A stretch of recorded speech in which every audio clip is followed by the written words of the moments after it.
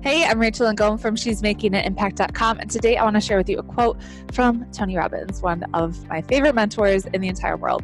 So he said, if you want to succeed in your life, remember this phrase: the past does not equal the future. Because you failed yesterday, or all day today, or a moment ago, or for the last 6 months, the last 16 years, or the last 50 years of your life doesn't mean anything. Oh, that's a good one. The past does not equal the future. So I have a belief that I've adopted that the best is yet to come.